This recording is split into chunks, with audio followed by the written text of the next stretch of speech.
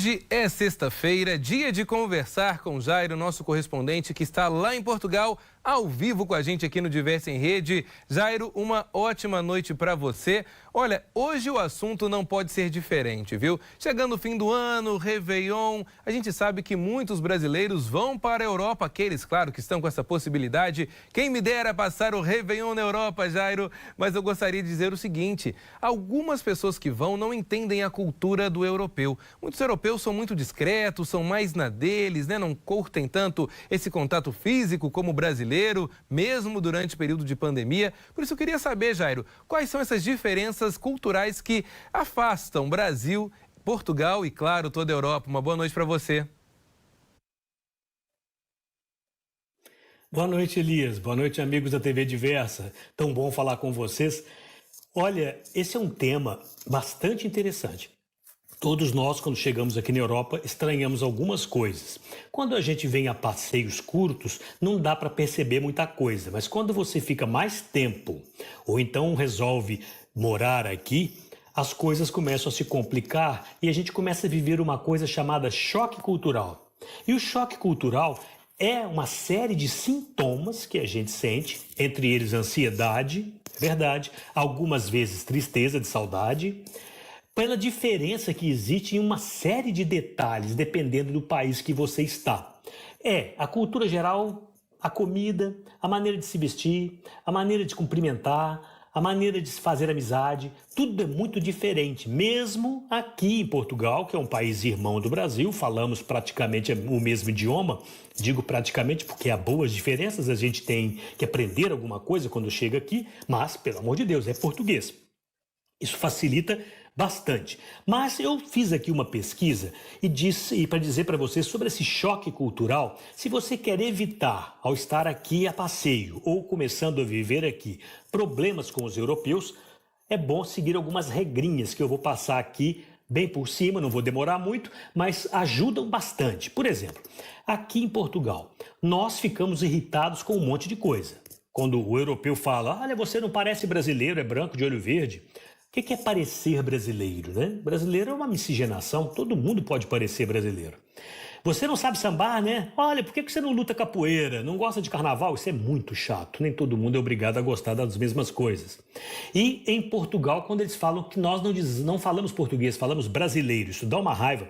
Outra coisa chata é a gozação de 7-1 da Alemanha. Lembra? Em 2014? Pois é, isso pra gente é um trauma horroroso. Outra coisa, a sua capital é o Rio, não é? Tem gente que acha que a capital é o Rio, não aqui em Portugal, mas em alguns países da Europa, quase sempre eles pensam que a nossa capital é o Rio, ou pior, Buenos Aires, na Argentina. Isso é uma coisa que deixa muito chateado a gente aqui. Mas os europeus se irritam conosco, e com razão, por alguns motivos. Por exemplo, a gente chega abraçando. Sem conhecer bem a pessoa, já vai abraçando, dando tapinhas nas costas e chegando, querendo beijar. Isso aí é bem estranho para eles no começo, eles se estranham bastante.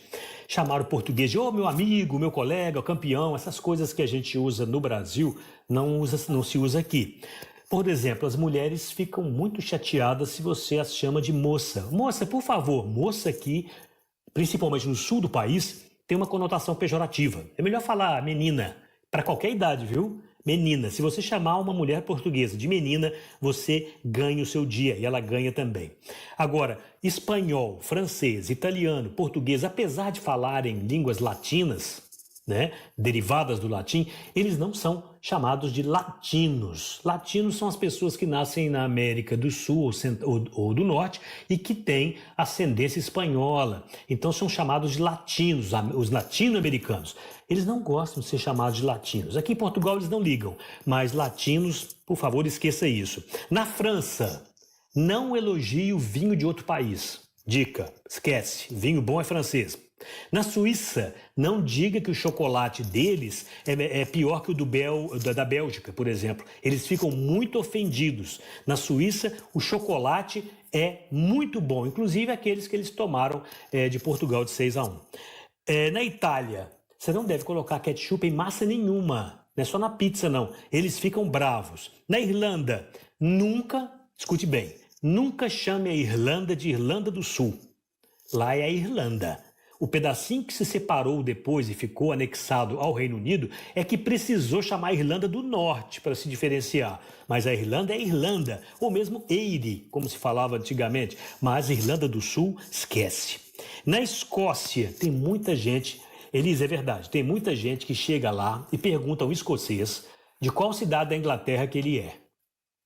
Inglaterra e Escócia são países diferentes, embora pertençam ao Reino Unido. Mas em termos de cultura, em termos de vontade de se separar, é bastante diferente a coisa por lá. Então não brinque com isso. Outra coisa na Inglaterra, aí já na Inglaterra, não fazer piada com aquela brincadeira, com aquela coisa horrorosa que foi a Guerra das Ilhas Malvinas na década de 80.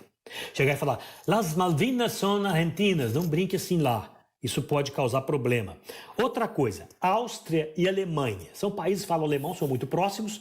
Evite dizer na Áustria que lá é um pedaço da Alemanha. Isso arruma confusão. Na Polônia, não fica conversando muito com poloneses sobre aqueles campos de concentração nazistas que existem lá, porque foram construídos na Segunda Guerra Mundial e marcaram um período muito triste para os poloneses. Eles não gostam.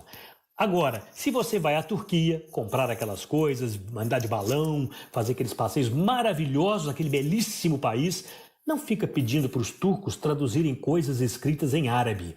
O turco fala turco. A maioria dos turcos não lê, não entende árabe. Eles são muçulmanos, mas não são árabes. Isso aí também pode confundir, eu tenho feito esse levantamento, essas coisas acontecem.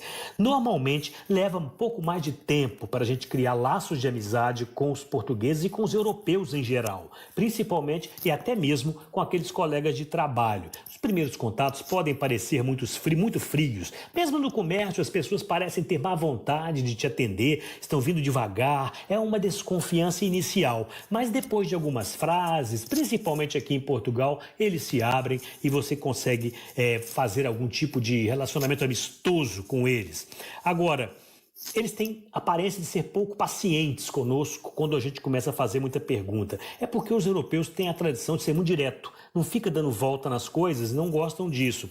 Portugueses também reclamam muito de muitas coisas, mas nunca reclame do país deles aqui dentro com eles, porque eles ficam muito chateados. Dica para quem vem passear. Se você for tomar um cafezinho ou pedir um cafezinho, não peça um cafezinho só. Fale, quero um cafezinho cheio. A não ser que você queira tomar aquelas 3 gotas de café, que é o café normal daqui. Você tem que pedir café cheio, que aí você vai tomar um café normal, como o nosso, né? Outra coisa comum, não estranhe, não incomode ninguém, é ver pessoas fumando maconha na rua. Aqui em Portugal é completamente tolerado, o que não quer dizer que o tráfico não seja combatido, mas as pessoas fumarem não são molestadas. Outra coisa também, se você vai na Holanda e vê que lá tem, principalmente em Amsterdã, um consumo de maconha liberalizado, não significa que você pode pegar esse material e trazer para dentro de Portugal ou de outro país. Costuma dar um problema muito sério. Olha, não se estranhe se na hora de despedir das pessoas, as mulheres, mesmo aquelas que você não conhece muito bem, falarem um grande beijinho. Um grande beijinho não tem conotação sensual nenhum. É assim que eles falam aqui. Um grande beijinho. É engraçado, mas é assim que falam. Bem, em termos profissionais, se você vier trabalhar, lembre-se, começa a trabalhar por volta das 9h30 da manhã, depende do trabalho, se for restaurante ou obra, bem mais cedo, mas depois das 5 quase ninguém mais trabalha. E não estranhe se durante o dia você vê europeus tomando vinho na hora do almoço para depois voltar a trabalhar. São esses choques que a gente acaba tendo de enfrentar aqui. Olha, eu quero agradecer, Elias, a vocês todos por essa oportunidade. Espero muitos de vocês visitando aqui a Europa, porque é belíssimo e vale a pena. Com certeza, Jairo, queremos muito visitar a Europa, mas aguardamos também você nos visitando, viu? Aqui no Brasil, Jairo, que realmente durante todo esse ano tem somado com a gente essa parceria sensacional. Todas as análises, discussões trazidas por você fazem com que o jornal fique cada vez melhor e o nosso público também agradece toda essa simpatia, Jairo. Olha, muito obrigado por todas as informações, viu? Uma ótima noite para você e beijinhos, né? Como dizem aí em Portugal. Até mais.